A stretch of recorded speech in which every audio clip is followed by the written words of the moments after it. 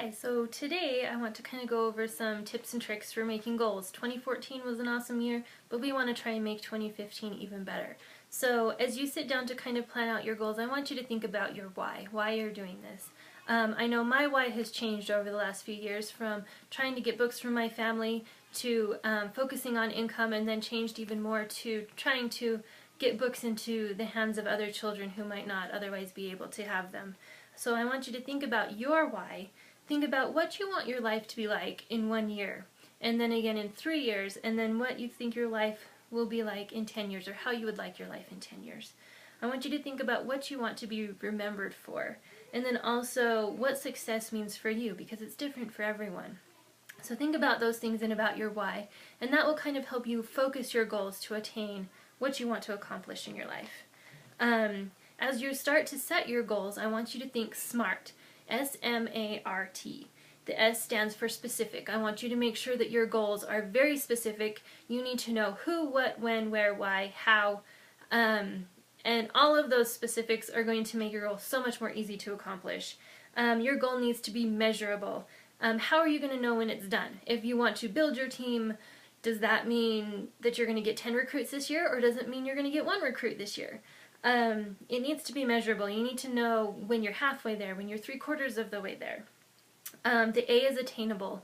It needs to be realistic. One of the biggest reasons goals fail is because you either set a goal that's too big or a goal that is too small. So you need to make sure that you can actually attain your goal. The R is for relevant. It needs to help you get to your final destination. It needs to actually help you get to the big picture, what you want in 10 years. And then the T is for time bound. When you have a goal, you need to know when you want to have it by. Set a date and a time that it should be accomplished, and that way it's not just out there aimlessly. After you have made your goals SMART, we actually had a training last regionals, and they recommended that you set an easy goal, a realistic goal, and then a hairy, scary goal. Your easy goal is going to boost your confidence. You know you can get that one. It's going to be easy. Your realistic goal, you're going to have to work a little bit for it, but it's still very attainable. And then your hairy, scary goal is one that just kind of turns the pit of your stomach and makes you scared to even attempt it. But it's like shooting for the moon, and if you don't ever shoot for the moon, you never know what you can accomplish. So it'll kind of push you out of your comfort zone. Once you have your goals written down, you need to think about creating a process to attain them, the steps to get there. And as you're thinking, if you want to get, for instance, if you want to get Home Office Challenge 1, how many home parties are you going to need to schedule each month in order to get there?